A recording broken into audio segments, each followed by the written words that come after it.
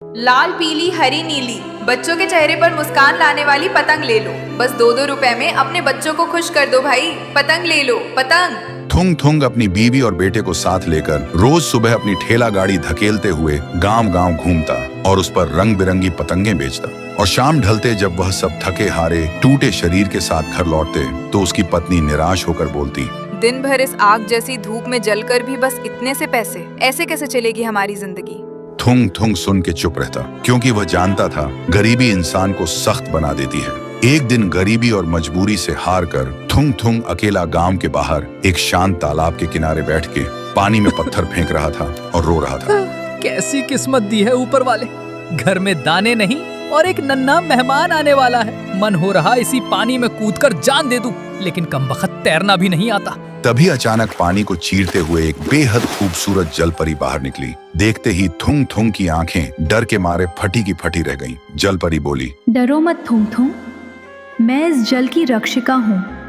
मैंने तुम्हारी सच्चाई और तुम्हारा दुख देखा है। बोलते ही जलपरी ने अपने जादू से एक बांसुरी प्रकट की और थुंग थुंग को देते हुए बोली, ये लो, ये बांसुरी सच्चे मन से बजाओगे तो धन मिलेगा, पर याद रखना लालच किया तो वो धुन अंधेरे में बदल जाएगी। इतना कहकर जलपरी पानी के नीचे चली गई। थुंग थुंग हैरानी से उस बांसुरी को घूरता रहा। फिर थुंग थुंग घर आया। बीवी ने बांसुरी देखकर गुस्से से कहा, खाने को दाने नहीं है और तुम ये खिलौना उठा लाए, और गुस्से से चली गई। फिर रात को जब सब सो गए, थुंग थुंग ने डरते डरते बांसुरी होंठों से लगाई। जैसे ही उसने एक मीठी शांत सी धुन छेड़ी, उसके सामने कुछ चांदी के सिक्के आ गए। थुंग थुंग हैरान रह गया। फिर उसने बस उतने ही सिक्के उठाए जितने से कल का खाना आ सके। तब से धीरे धीरे थुंग थुंग की जिंदगी सुधरने लगी थी। पुरानी ठेला गाड़ी छोड़कर उसने गांव में एक दुकान खोल ली, अपने बेटे को स्कूल भेजना शुरू किया और शाम को घर लौटते वक्त अपनी बीवी के लिए तोहफा लाता।